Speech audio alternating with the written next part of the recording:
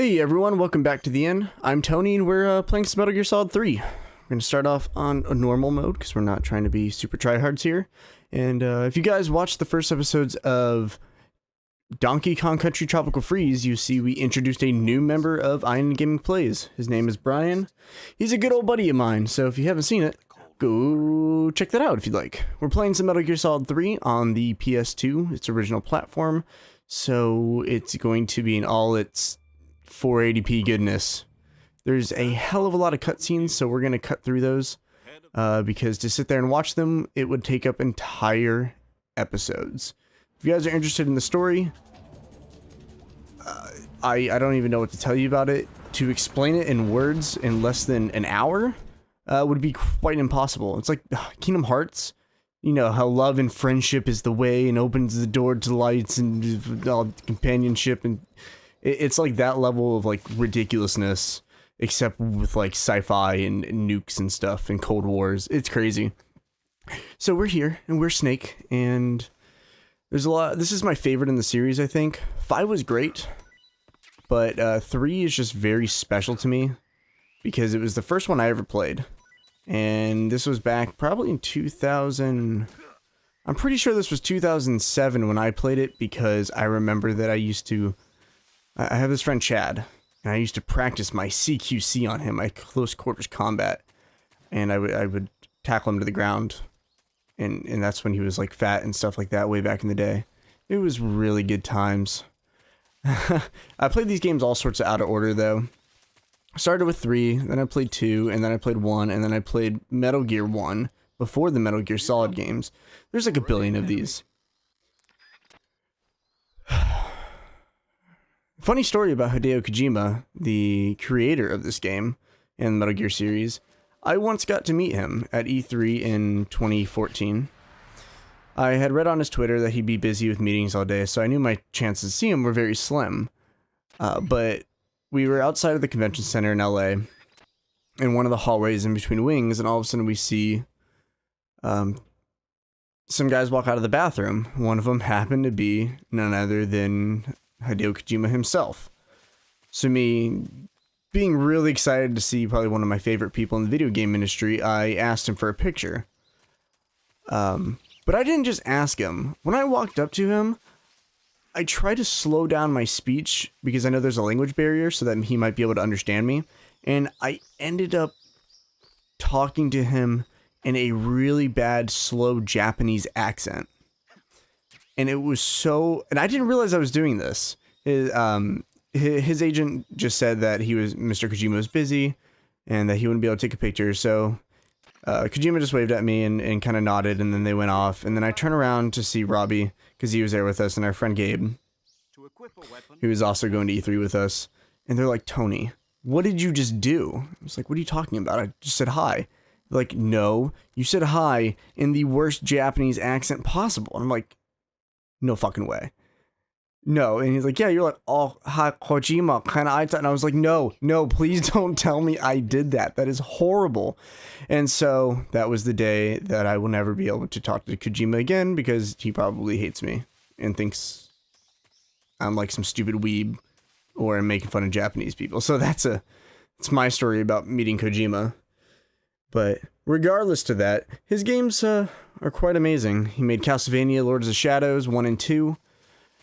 He started working on the Silent Hills project, PT, for those of you who don't know it as Silent Hills, the playable trailer that came out on PS4 a couple years ago that was really scary.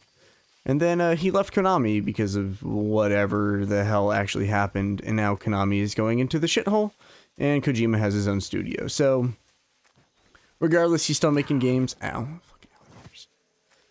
Fucking but I haven't actually talked about this game much. It was very ahead of its time.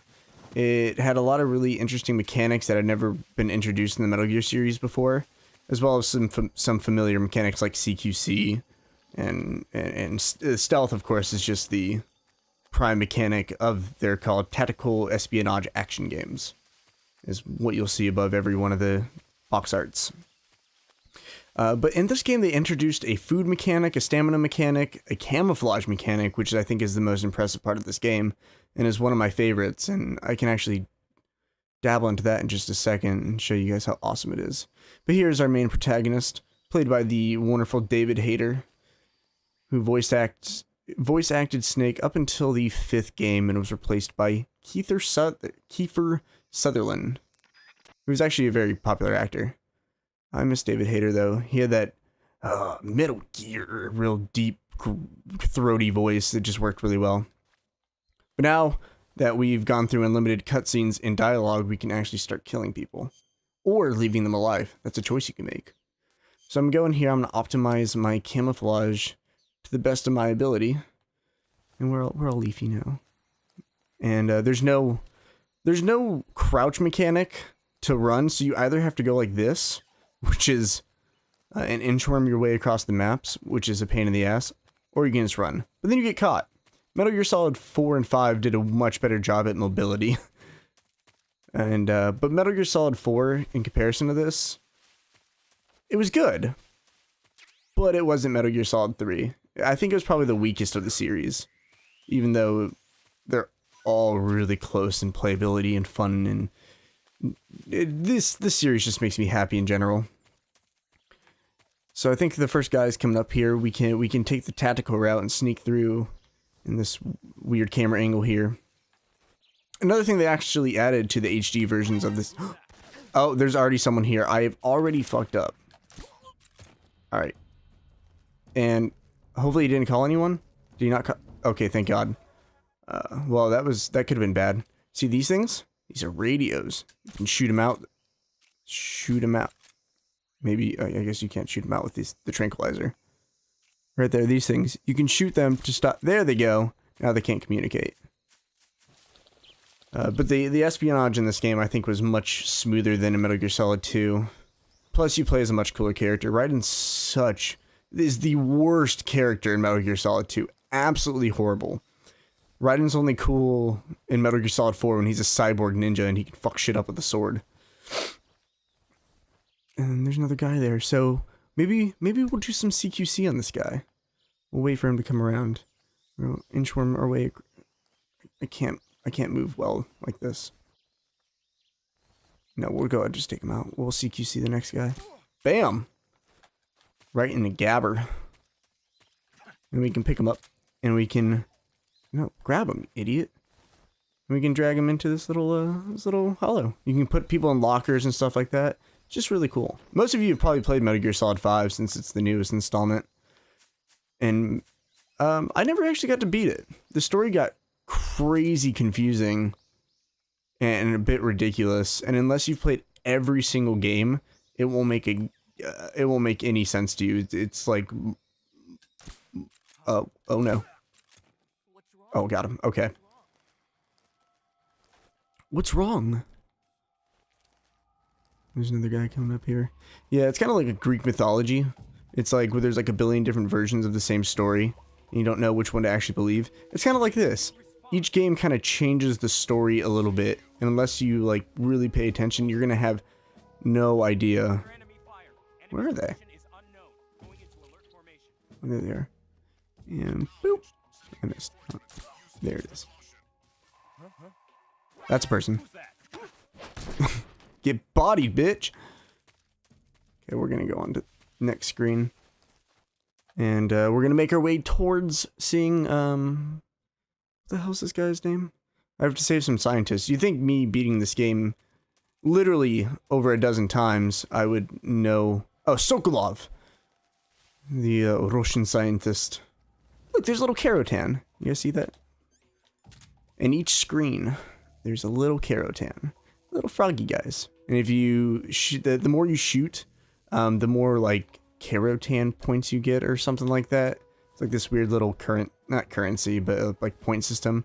And if you have a bunch that's a lot of fucking people. If you have a bunch at the end of the game, your next, oh, I just stood up. That was not good. Well, I'm just gonna back away slowly. If you have a bunch at the end of the game, you get different weapons and camouflages and stuff. It's really cool. Okay, we're gonna sit here. and let these guys, they kind of look like ninjas from like the Mortal Kombat games, like Scorpion and, okay, just jump down, why don't you? They're like a bunch of little reptiles. Not like lizards, but like reptile the character. Do I have any grenades? There's a backpack function that you can equip different weapons and grenades and stuff. We might go all out and just throw a grenade at these guys. Or do we want to be stealthy? So many choices in this game. You get different trophies for like the being seen less times, and you get different weapons when you restart. It's kind of like New Game Plus, or yeah, New Game Plus or whatever for Dark Souls is when you restart over, you kind of can get different benefits and things like that. It's really cool. So when you start over, you get all your camouflage again. So all the ones you acquire during them, you have them from the very beginning, which is pretty great. There's a guy all the way over there. God, the graphics on the original PS2, like, they're good for its time, but comparison to the HD remakes, these suck. I can hardly see this guy. Boom, headshot from across the map. That was pretty good. This is exactly how you traverse the land. Just like this. Alright, there's a guy coming up here. Hey. Boom. Uh-oh. Uh-oh. Uh-oh. Got him. Okay, that was almost pretty scary. Let's go ahead and drop down here. Can I do that? Oh. No. No. Oh, I took out his transmitter somehow. These guys are pain in the asses. And trust me, once you set off an alert, the game gets significantly harder because then they all start attacking you. So you can either play this game one of two ways. You can go full Rambo style with your M16 and just shoot everyone in the dome, or you can play it super patiently.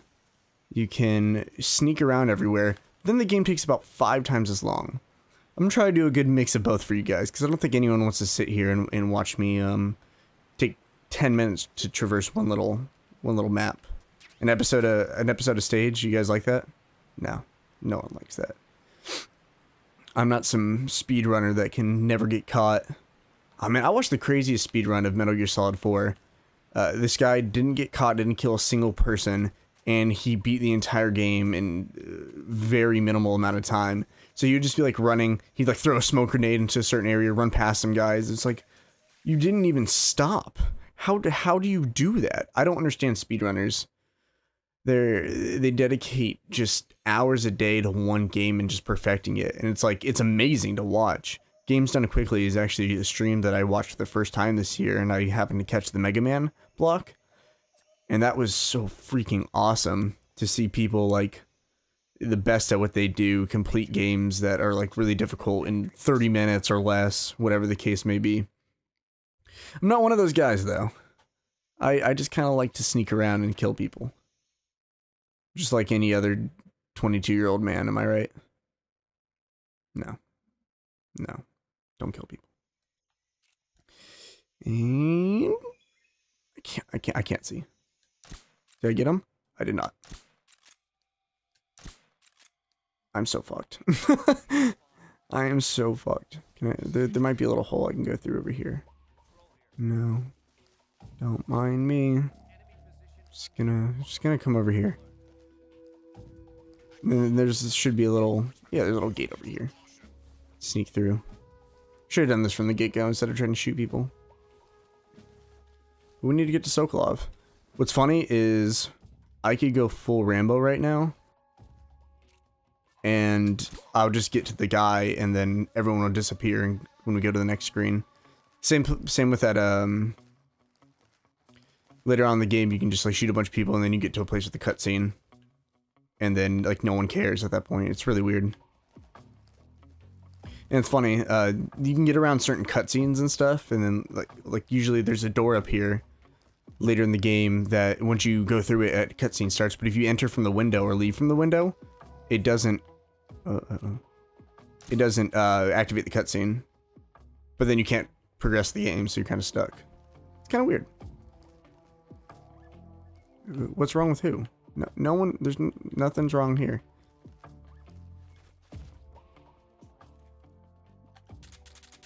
That was not knocking. There we go. Where's the shotgun? Go. Okay, let's go find Sokoloff. He's in the other room. Somebody there? No. You see nothing. Oh man, these mechanics are getting on my nerves. I'm not used to this camera angle. In the HD remakes the HD remasters they have of this game, these camera angles are then replaced by a 360 camera. So you can look around freely, which is pretty cool. Look at these advanced crawling techniques. It looks like he's crawling forward, but he's going backwards. I'm pretty sure I can just run in here. I can't. I have to kill everyone before doing that. That fucking sucks. Okay. I guess it's time to go full, what's his name? Sylvester Stallone. I don't know why I was about to say Johnny Knoxville instead of Sylvester Stallone, because he most certainly was not in Rambo. Body, motherfucker. At this point in the game, if you're on any harder difficulty, you take way more damage, but we're on normal, so we can kind of just... Oh. That was not expected. Oh my, I'm just blowing shit up everywhere. These explosive barrels are, proved to be a lot of fun. Wow. Not Snake. What are you doing? How do I use this thing? Wow. Okay. Snake evidently doesn't know how to use a sniper. So we'll just keep using the shotgun. I think I killed everyone. No, there's a guy right there. Boom! Boom, motherfucker. And then I think we're good. Let's go get our zombie makeup. And we'll equip ours. We'll play the entirety of this game with the zombie face paint. Oh, wait. Where'd it go? It's not here. I think it comes back the second time we come through here. Yeah, you can get out that window and then skip a cutscene later in the game. It's pretty interesting. You see who? Me? Realistic physics, by the way. Very realistic. Bink. Ow. I was out of bullets, evidently. Bam. There we go. Just like a real secret agent. Nice and quiet. Come on. No, I don't want to talk to you. What do you want? Snake, you can't enter until everyone's gone, thanks. I'm glad that you're telling me that. I see him. Bink. That should be everyone. Right? When the alert gone, if evasion's gone, then we're good. Oh my god. They just keep coming and coming and coming. What is that guy doing? Is he like taking a deuce?